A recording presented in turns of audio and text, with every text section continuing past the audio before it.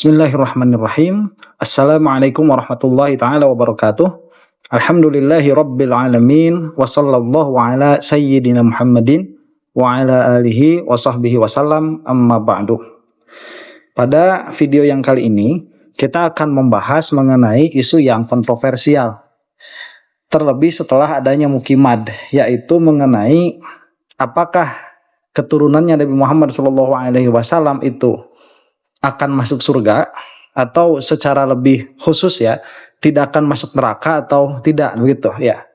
Karena kan sering mengatakan tuh kita ada jargon-jargon, oh ini memiliki terah dari Rasulullah SAW maka tidak akan masuk neraka, begitu. Nah, itu betul atau tidak? Nah, kebetulan pertanyaan ini ditanyakan kepada Syekh Ali Jum'ah gitu. Nah, ini sebelum masuk kepada video ya, kita kasih konteks dulu bahwa Syekh Ali Jum'ah ini tidak memiliki terah dalam pengertian bukan Ba'alwi lah, begitu ya, kita khususkan. Yang nggak tahu kalau dari selain Ba'alwi apakah memiliki keturunan dari Nabi Muhammad SAW atau tidak, karena ya tadi itu banyak yang mastur juga, jadi tidak bisa memastikan tidaknya, cuman beliau sendiri tidak mengaku dan memang tidak pernah disinggung-singgung, begitu. Jadi ini pertanyaan akan dijawab murni dengan ilmu. Itu yang pertama tuh.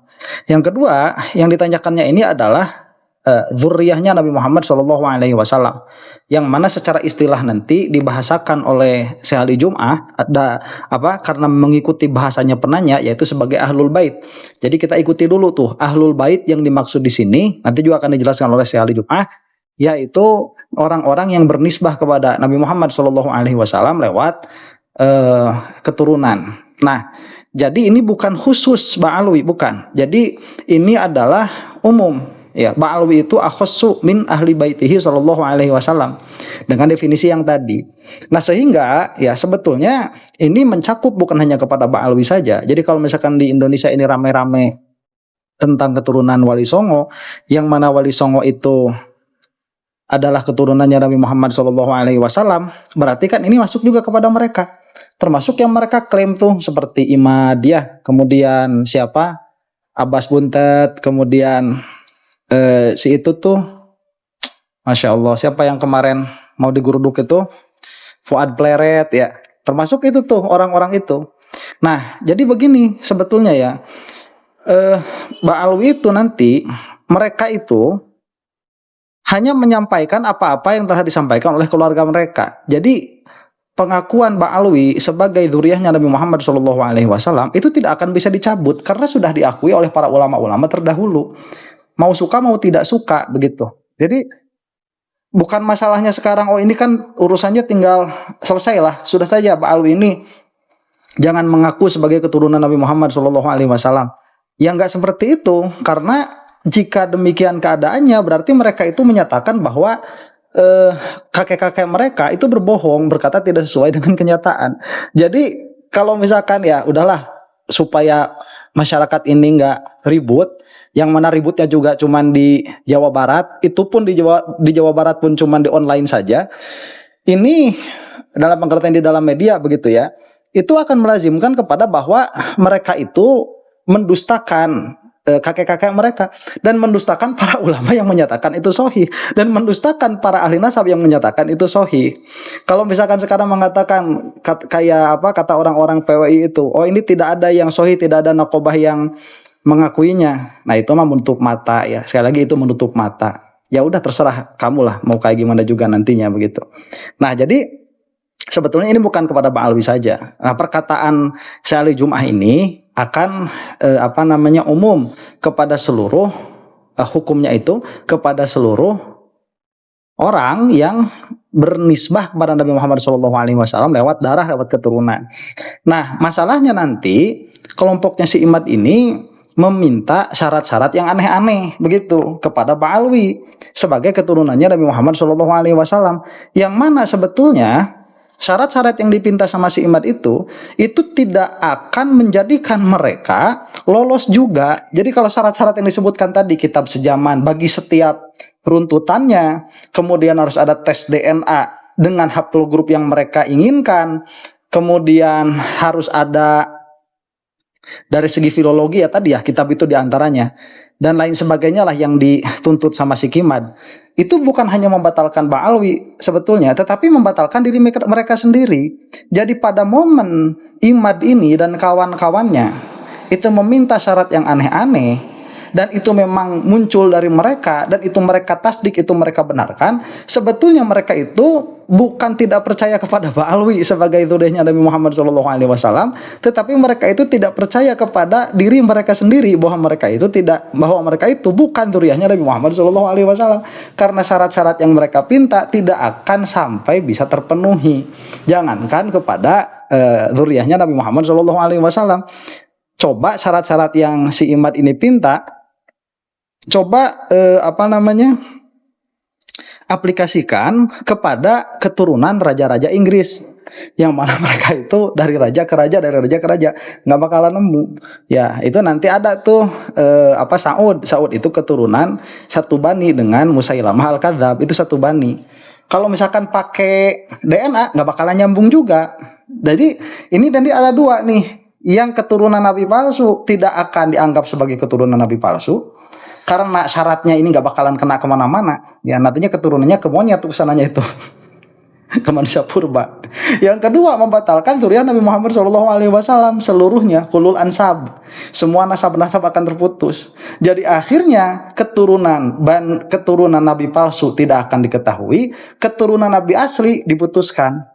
Akhirnya tidak terjadi kejelasan begitu. Nah ini yang pada akhirnya akan terjadi. Jadi kita kembali lagi kepada syariat, yang mana syariat itu sudah mengakomodir bagaimana caranya kita untuk mengakui nasab atau untuk menolak nasab. Kita kembali kepada syariat, jangan kembali kepada syarat-syarat konyol yang dipinta oleh Imad. Nah sekarang itu sudah selesai dulu, berarti ini kan secara umum ya kita musalamah lah saja dulu. Ya si Imad itu keturunannya Wali Songo, kan nanti dia sendiri yang tidak percaya tuh.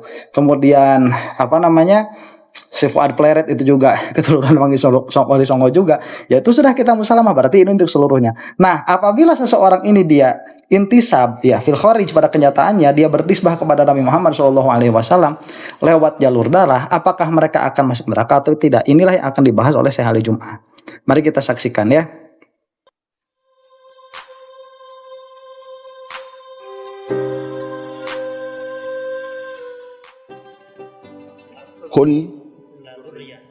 كل ذرية رسول الله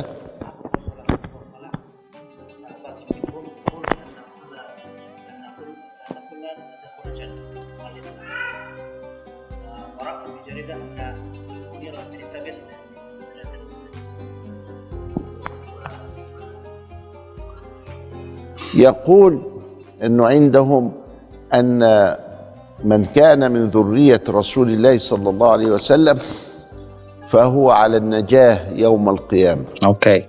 بشرط الإيمان. Nah, kita berhenti di situ dulu ya. Ini sudah terjadi satu hukum dengan syarat. Jadi keturunan Nabi Muhammad SAW itu selamat di yaumil qiyamah bisyartil iman, dengan syarat iman. Nah yang namanya syarat itu idza wujidas syartu maka wujidal masyrut. Apabila syarat itu didapati maka idza faqida ya. Apabila syarat itu tidak didapati maka masyrut tidak akan didapati. Nah, jadi masyrutnya itu apa? Masyrutnya itu selamat. Syaratnya apa? Syaratnya iman. Jadi kalau tidak ada iman, itu yang jelas yang pastinya. Kalau tidak ada iman, dia tidak akan selamat di akhirat, meskipun dia itu keturunannya Nabi Muhammad SAW. Jadi keturunannya Nabi Muhammad SAW itu selamat di akhirat bisyartil iman. Nah bisyartil iman ini dia lebih umum daripada katakanlah ibadah, amal soleh dan maksiat begitu. Karena kita itu membedakan antara iman, amal soleh dan maksiat. Jadi dalam pengertian membedakan itu bagaimana? Begini maksudnya itu. Kamu itu bisa jadi memiliki iman, tapi kamu tidak memiliki amal soleh selain iman. Kalau kita lihat bahwa iman ini adalah amal kolbu begitu. Berarti kan itu amal juga tuh sebetulnya. Nah berarti dia tidak memiliki apapun selain iman. Dia tidak memiliki sholat, dia tidak memiliki zakat dan lain sebagainya. Itu ya. Dzurriyyahnya Nabi Muhammad SAW selamat nanti di yaumil qiyamah. Nah, kalau kita itu melihat nanti lebih umum lagi sebetulnya di dalam ilmu aqaid, Ahlussunnah wal Jamaah itu tidak harus menjadi dzurriyyahnya Nabi Muhammad SAW untuk selamat di yaumil qiyamah bisyartil iman begitu. Ini berlakunya umum. Makanya disyarati oleh siapa? Syekh Ali Jum'ah bahwa mereka itu akan selamat bisyartil iman. Bisyart al-iman. Qala sallallahu alaihi wasallam kullu sababin wa nasabin maqtu'un yaumal qiyamah illa sababi wa nasabi. Ayo gimana? Ya, setiap sabab dan nasab terputus yaumil qiyamah kecuali nasab dan sababku. Itu yang saya bilang kemarin ya, karena kita itu akan hancur, berarti nanti di yaumil qiyamah perhubungan nasab itu tidak ada kecuali nasabnya Rasulullah Shallallahu Alaihi Wasallam. Masya Allah, ini sudah ditaksis ya, sudah ditaksis berarti ini sudah ketemu nih jawaban samainya dari Syekh Ali Jum'ah. Jadi sampai kiamat nanti bakal dibawa tuh apa keturunan itu. ومن ارتكب من أهل البيت الكرام رضي الله تعالى عنهم معصية يؤاخذ بها في الدنيا والآخرة فقال ولو أن فاطمة بنت محمد سرقت لقطع محمد يدها. وقيام بعض أهل البيت بالمعاصي لا يعني أنهم في النار لأن الله غفور رحيم sudah sebentar أن النبي له شفاعات sudah sampai situ dulu ya. Jadi begini, kata Syekh Ali Jum'ah tadi apa? Bahwa yang namanya Ahlul Bait dalam pengertian dzurriyyahnya Nabi Muhammad SAW itu akan mempertanggungjawabkan perbuatannya. Jadi di dunia dan di akhirat begitu ya. Dalam pengertian mereka itu tidak lepas dari konsekuensi hukum. Di dunia itu ada maksiat yang ada hadnya, yang ada hududnya, seperti mencuri potong tangan, kemudian berzinah itu dirajam, mabuk itu dicambuk, itu kan ada konsekuensi hadnya. Ada maksiat yang tidak memiliki konsekuensi had. Seperti apa? Seperti makan riba. Nah, makan riba itu tidak ada hukuman hadnya.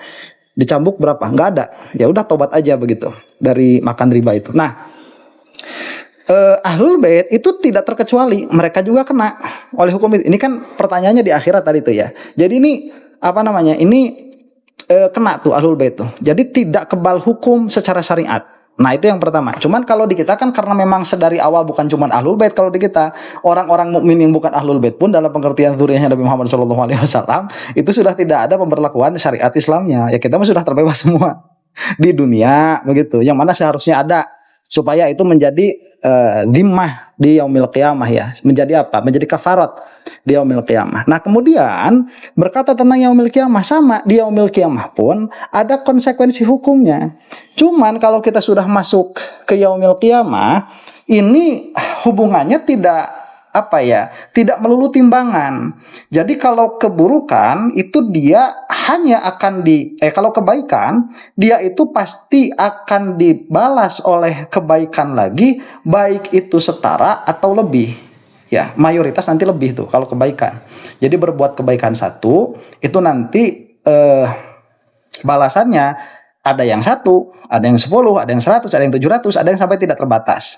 Nah, ini sudah pengetahuan yang mujma' alaih, yang disepakati. Jika maksiat yang dilaksanakan itu dikembalikan kepada Allah Subhanahu wa taala, yang pasti tidak akan dihukum lebih daripada apa yang dia perbuat. Jadi kalau misalkan dia berbuat keburukan 10, maka dia tidak akan disiksa kecuali hanya 10 saja. Tidak akan disiksa 100, nggak ada ceritanya itu.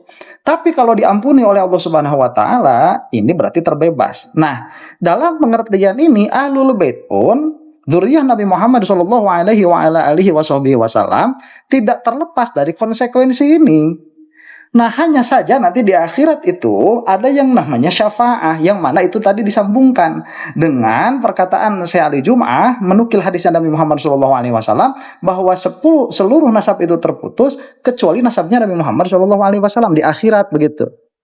Nah, ini kita teruskan ya. Allah yakhtimu lahum bi khair. Nah, ntar ini supaya paham nih. Annahum fin nar لأن الله غفور رحيم Tuh. ولأن النبي له شفاعات ولأن الله يختم لهم بخير. Nah, ini apabila ada zuriyahnya Nabi Muhammad SAW melaksanakan suatu dosa tertentu, baik kecil ataupun besar, tidak berarti nanti di yaumil kiamah akan disiksa, tidak berarti. Itu dalam pengertian tidak pasti karena dikembalikan kepada Allah Subhanahu wa taala. Dan ini bukan hanya untuk zuriyahnya Nabi Muhammad SAW, tetapi untuk seluruh umat muslim, untuk seluruh orang yang wafat dalam keadaan membawa iman. Nah, makanya pastikan kita itu wafat dalam keadaan iman. Makanya ada perintahnya kan, wala tamutunna illa wa antum muslimun.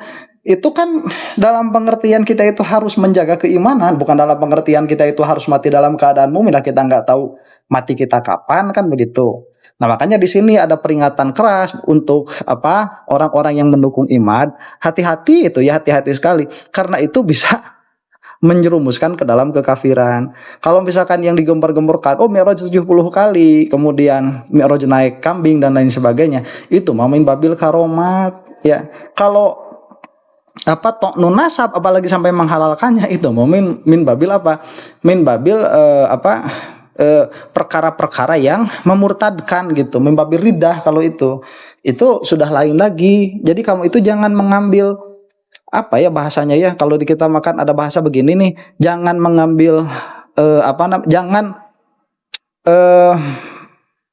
mengambil bahasanya jadi jangan ambil resiko lah begitu ya. Hanya karena kamu itu benci kepada habaib atau cinta kepada imad, atau kamu itu kurang pengetahuan sampai membenarkan apa yang dikatakan imad, kamu itu mengorbankan keimanan kamu, keislaman kamu gara-gara kamu itu ikut imad. Jangan begitu ya. Ini kasihan karena kemungkinan mati dalam keadaan di luar Islamnya itu besar. Oh sebentar, ada satu lagi nih. Kenapa demikian? Karena bisa jadi, dan ini yang sering disebutkan oleh para ulama ya, untuk zuriyah Nabi Muhammad SAW ini secara umum, baik wali songo atau ba'alwi begitu. Ya kalau misalkan kamu yang nggak percaya ba'alwi berarti untuk wali songo tuh ya. Kalau untuk percaya ba'alwi berarti untuk ba'alwi. Seperti ini untuk zuriyah Nabi Muhammad SAW keseluruhan.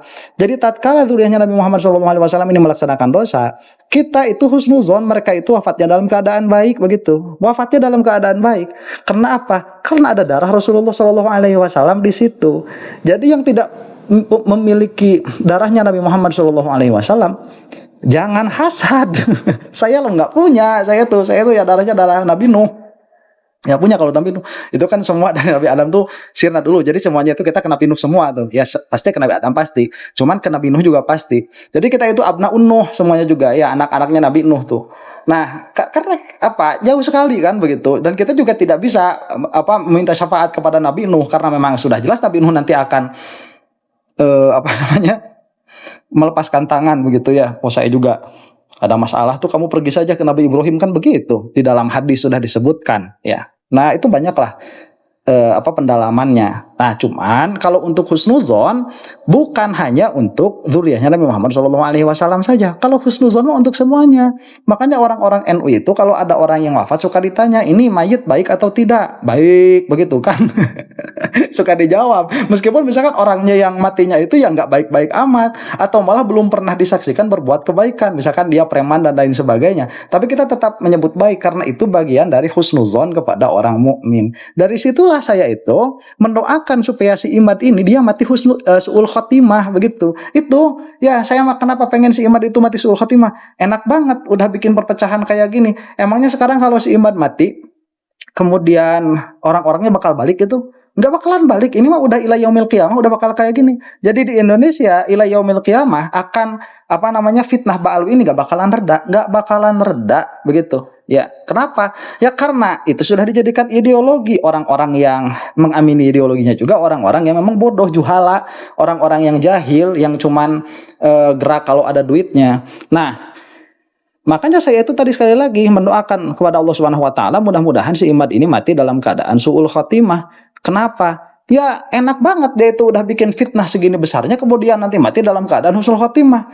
Enak banget. Males ya. Ya cuman kan doa mah tidak berpengaruh begitu. Ya doa mah tidak berpengaruh dan itu ada syariatnya ya. Jadi saya emang ngaji, saya tuh ngaji. Jadi saya tahu apa yang boleh dan apa yang tidak begitu. Nah, kita lanjutkan lagi ya.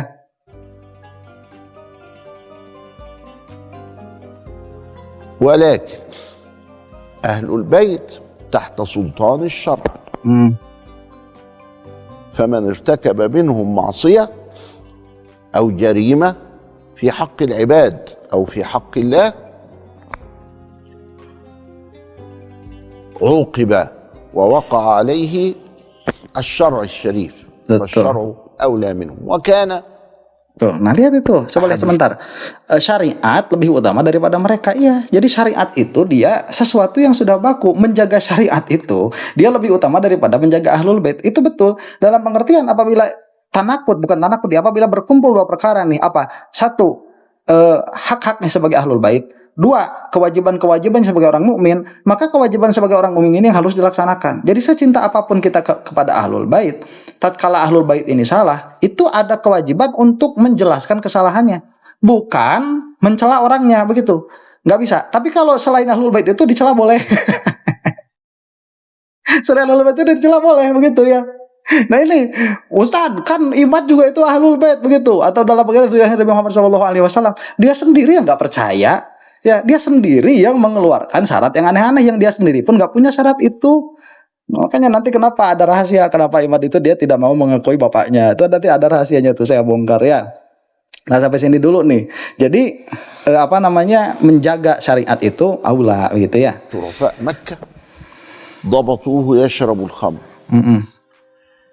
فذهبوا به إلى الحاكم ليقيم الحد فأقام الحد وهو يضربه يقول له سامحني يا سيدي Allah. بس يضربك هضربك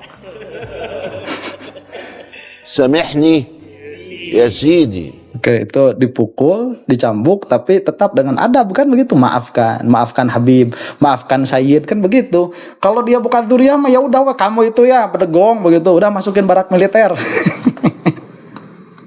Sekalian. ادي الناس اللي بتفهم سامحني ايه يا سيدي. فهذا هو الجزء الاول ونرجو الله سبحانه وتعالى ان يقيمنا في الستر على هفوات اهل البيت الكرام. Amin. Amin. حبا في رسول الله. Betul. Sallallahu alaihi والستر wasallam. مطلوب منا لعموم الامه. Betul. Sebentar. Nah, ini di dalam menutup aib ya, bukan hanya menutup aib ahlul bait saja atau dzurriyyah Nabi Muhammad SAW saja, tidak, tapi menutup aib itu aib pribadi ya. Itu diharuskan dari seluruh umat, bukan hanya dari dzurriyyah Nabi Muhammad SAW. Dalam pengertian ya, kalau misalkan nih si Imad itu ini kan contoh ya, jangan si Imad lah, Zaid lah. Ya misalkan Zaid nih, Zaid ini kan dia sering keliling-keliling tuh, nggak pernah pulang-pulang ke rumah. Nah kita itu sebagai supirnya Zaid nih. Nah Zaid itu suka jajan begitu ya, suka jajan gorengan yang kering-kering, suka jajan gorengan yang basah-basah gitu. Dan itu nggak boleh diumbar ya, udah diem kita itu menutup aibnya si Zaid. Ya cuman Zaid ini gak usah dibilang-bilang, cuman ya kita tegur aja Zaid itu. Nah kecuali kalau si Zaid ini dia menunjukkan menunjukkan maksiatnya. Jadi maksiat itu nanti ada beberapa perkara, ada maksiat jasad, ada maksiat lisan, ada maksiat kolbu. Nah kalau misalkan saya ini suka mengkritik orang-orang itu, yang mereka itu mengumbar kesalahan mereka, mengumbar maksiat mereka begitu. Karena di antara maksiatnya lisan itu Di antara maksiatnya lisan itu salah dalam keadaan dia tahu itu salah. Ya, kalau misalkan dalam keadaan tidak tahu itu salah, itu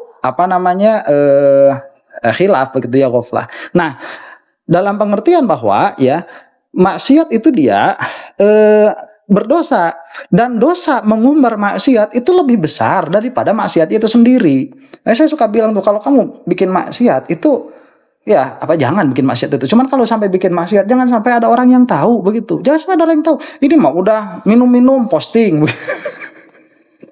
Main ke diskotik posting, jangan. Nggak boleh. Ya. Nah, ini orang bodoh begitu ya. Orang berpikirnya nggak aja, kemudian memfitnah orang sana sini di hadapan umum, ya itu harus diselesaikan juga di hadapan umum. Malahan kalau kesalahan-kesalahan yang berupa ilmu itu, jangankan yang sengajanya, yang tidak sengajanya pun itu ada hak untuk dibicarakan di hadapan umum karena dia berbicara hal itu di hadapan umum. بهدبة ثوبك تستر على أخيك فما بالك لو كان مودة لرسول الله Sallallahu alaihi wasallam. Betul, itu harus ditanamkan itu ya. والعفو مطلوب منا للسادة الكرام لكنهم لا يعفيهم لا من شرع في الدنيا ولا من مؤاخذة في الآخرة إلا أن مصيرهم بعد العفو والصفح والمسامحة والود والشفاعة إلى الجنة Syartul iman. بشرط الإيمان. Oke, nah sepertinya sampai situ saja dulu ya. Jadi nanti banyak sekali bempernya lah kalau di kita Maya jadi zuriyahnya Nabi Muhammad SAW itu banyak sekali bempernya. Di dunia bikin salah gitu, kita harus menutupinya hubban li Rasulillah SAW karena cinta kepada Nabi Muhammad SAW. Kalau kita nih bikin dosa ya, kenapa kita itu mau menutupi aib diri sendiri? Kenapa kita itu mau menutupi aib kita? Itu kan hubban li nafsi, itu cinta kepada diri kita tuh. Kemudian kalau misalkan kita melihat anak kita itu bermaksiat ya, itu jangan malah diarak, dimasukin ke barak begitu ya, kalau masih bisa ditanggulangi. Ya enggak, kita tutupi aibnya, kasihan anak itu. Kenapa? Bukan karena cinta kepada diri kita, itu cinta kepada anak kita begitu. Nah, kemudian kita melihat ada orang mukmin melakukan maksiat, kita tutupi juga aibnya, hubban li ummati Rasulullah SAW. Nah, kalau zuriyahnya Nabi Muhammad SAW berbuat dosa, itu kita tutupi hubban li Rasulullah SAW. Itu sudah yang paling tinggi itu. Jadi tutupilah aib orang lain, terutama aibnya zuriyah Nabi Muhammad SAW.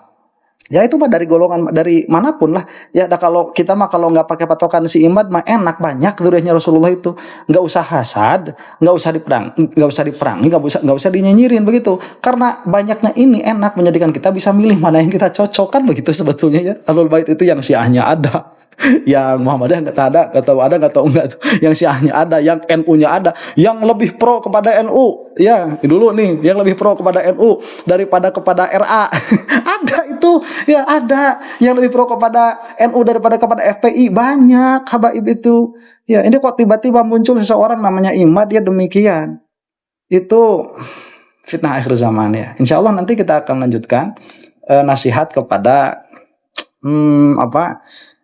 yang ada di PWI LS ya. Ya, pokoknya secara umum yang ikut sama tesis odong-odongnya Imad. Insya Allah nanti kita akan bahas itu. Ini mudah-mudahan video ada manfaatnya.